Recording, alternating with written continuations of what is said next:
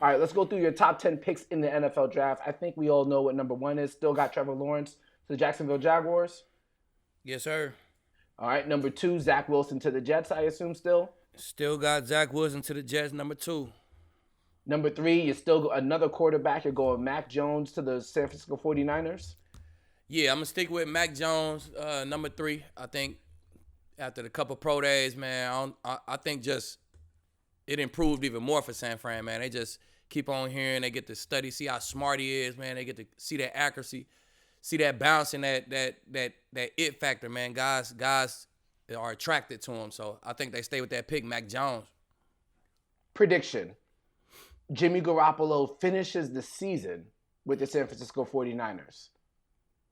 I think he do. I'm saying we paying all this attention about this draft pick, and I think Mac Jones going to get there and sit on the bench all year and just learn. I think Garoppolo be healthy this season, and we see San Fran making some noise again. So we're hearing some smoke screens coming out of the Atlanta Falcons. We're not sure what exactly they're going to do on the offensive side of the ball, or rather with their fourth pick in the draft. We're hearing some rumors about Julio Jones potentially being traded. One, do you think they make a trade, and what do you think they do with that fourth pick? Well, I heard it was like, they take a huge cap hit or some stuff like that. You know how that. I think they saved $18 million. They would save $18 million if they were able to trade Julio Jones. But it's like they can't do it until like June or something. They can't it's do it something until weird. June. Yep. Yeah, it's something weird. So I don't know. If it's the way they can trade him now and have it set up to we get draft picks now, and we still can move Julio, it may happen. I think it's a chance it could happen because Julio been hurt for them guys. He been hurt for them guys, but they got to kind of start to look at their future, man. Guys, Matt Ryan, 36. You know what I'm saying, or be 36 or whatever. Julio, he's not a baby no more. So they got a number one receiver. Calvin really could easily be the number one receiver. So I think it's on the table. If it's a rumor, it's a little bit of truth to that rumor, man. So I think it's on the table for a reason. If Julio Jones ends up not being with the Atlanta Falcons, which team should go the hardest to get him, to put him in their wide receiver core? Ooh, I don't know, but I don't really think it's about which team trying to go get him. It's about what the Falcons want to do. So I think if the Falcons could get another high pick, 20 or lower, if they can get a first round pick, 20 or down, I think it'll be perfect for them. They'll be able to take Justin Fields for the future, still have a nice top 20 pick. You know what I'm saying, to make their roster better right now. I think it'll work out for them, man. They'll be trying to get one of these wideouts. They'll be trying to get Waddle or Smith or something like that to replace Julio. So they need like somebody from 15 down or something like that. A Justin Fields, Calvin Ridley, and extra draft picks is a nice little quick reboot potentially. Yeah, it is. In Atlanta yeah, for sure. At least for the future, right? Mm-hmm. All right, so let's go to number 5. I think in our initial mock draft, you had Kyle Pitts going to number 5 to the Bengals. You explained why. Still staying there? Still staying with Kyle Pitts at number 5. Getting some protection for Tua Tagovailoa. You see? Hold on. You see? He was nice enough. They were almost a playoff team to the point now nobody's saying Tua. We knew how to pronounce his name. Like exactly. Tagovailoa is easy. It's easy now. It's easy you know now. what I'm saying? But yeah, Exactly. definitely. Dolphins add Penei Sewell. Crank up that O-line, man. It's going to crank up that run game, and they're going to be a better team because of it. Number 7, we're going to get some help for Jared Goff with Jamar Chase. Definitely. Chase still first receiver off the board, still going to Detroit. And then what do you got for number 8 with the Carolina Panthers? Rashawn Slater, they still going to go O-line, man. They're going to ride with Darnold.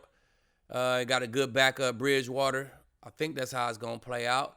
But they got some wide outs, man. They got a run game, man. Add some dogs on this O-line to really, give him the opportunity to succeed. That's what everybody say he ain't have, right? So they're going to give him the best opportunity to succeed. They got weapons. They got weapons around him. They need a tight end too. But I think they might have added Cook. But they definitely need to add to that O-line, and it'll take them to the next level. Yeah, the clock is on for Sam Darnold now because he's Definitely gotten on. out of that. Yeah, he's gotten out of that mess. Now He got the here is where- longest clock in the world.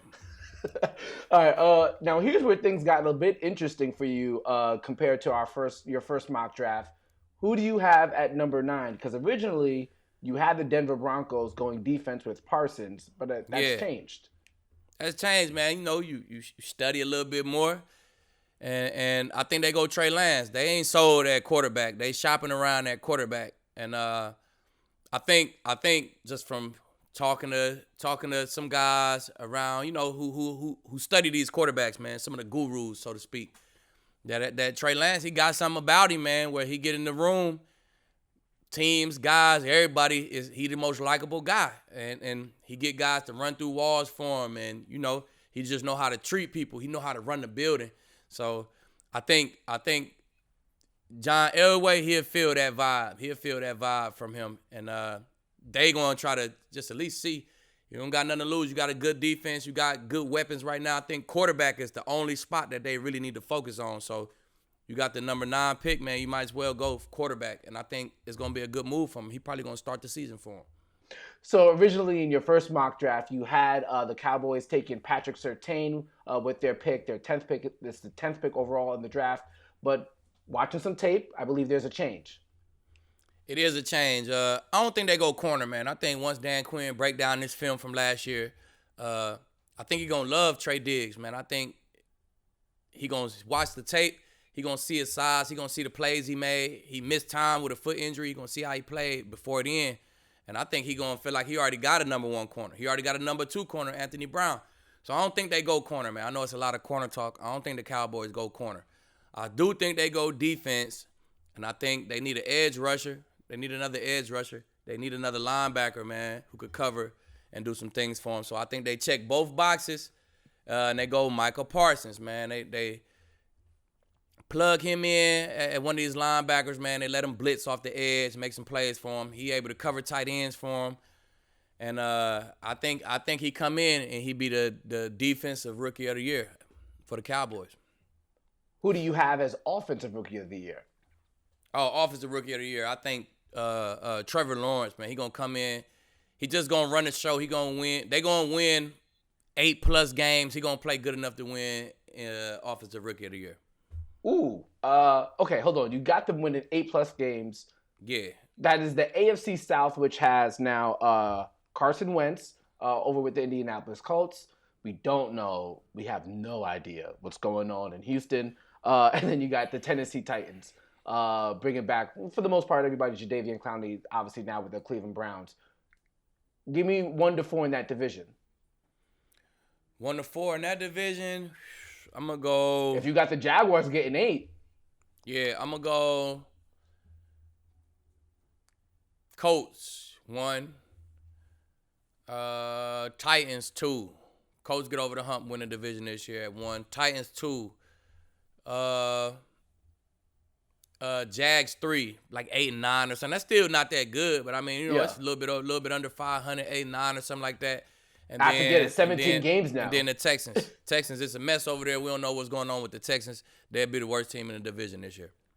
That is a little preview of what we're going to do in the coming weeks here on Call to the Booth. Coming back next week, we will do a draft recap, and then we'll start giving a look ahead to most of the division by division breakdown in the NFL. And another thing that we do here in Call to the Booth, and for people who are just getting familiar with what we're doing here now that we're part of the Blue Wire Network, is we touch on fantasy football, which we'll do, and we also touch on a little bit of gambling as well. Yeah, so first we'll start by saying the Jaguars' win total is 6.5, so I guess we're going over 6.5. Oh, we're going over. We riding with Urban Meyer, Trevor Lawrence, man. They gonna win over 6 games. They got shit. They got an extra game, shit. There you go. 17-game season. All right. So, based off your top 10, there's a couple bets I want to throw your way. See how strongly you feel about these. So, okay. Micah Parsons, his over/under for getting drafted is 12.5. So, you've obviously got him in your top 10, but you feel pretty strongly under 12.5 is a good bet there?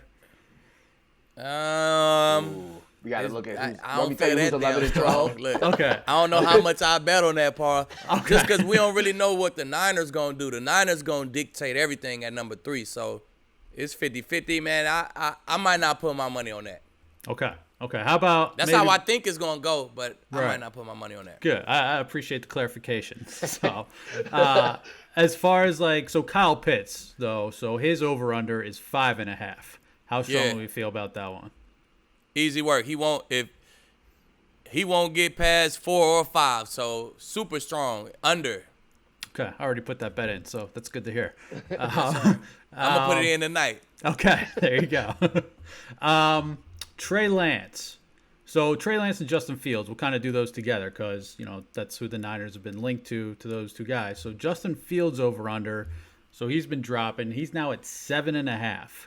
And Trey Lance is over under 6.5. So you feel pretty strongly about Fields under 7.5 and Trey Lance over 6.5, or how would you look at that from a betting perspective? Yeah, I like it just like that. Justin Fields under 7.5 and Trey Lance over 6.5. Okay, and a couple things to throw at you in non-top 10. Would you draft Devontae Smith versus Jalen Waddle? So who gets drafted first? You actually get better odds on Devontae Smith. Yeah, I think I'm gonna go Devontae Smith too, man. He went too ham, and then he's skinny, but he got that height. All I keep seeing is that 6'1" frame, man, and if I watch the tape, it don't look 166 in my opinion. So, routes crazy, speed, man, crazy ball skills. I'm going Devontae Smith first. Okay. And then last week you told us in our first show you like Travis Etienne over under 32.5. So basically, will he get drafted in the first round? First round. I like him going in the first round. Somebody gonna get him with their second pick, 20-something, 23 to 30, somewhere around there. So I like him to go in the first round. All right, and last one for you. A guy you said might be, when it's all said and done, possibly the best receiver in this draft, Kadarius Toney. His over-under is 29.5. Under. Somebody gonna come get him too, man. He like that. So I ain't the only one who see it. So he ain't going in the second round. He going first round. Under 29.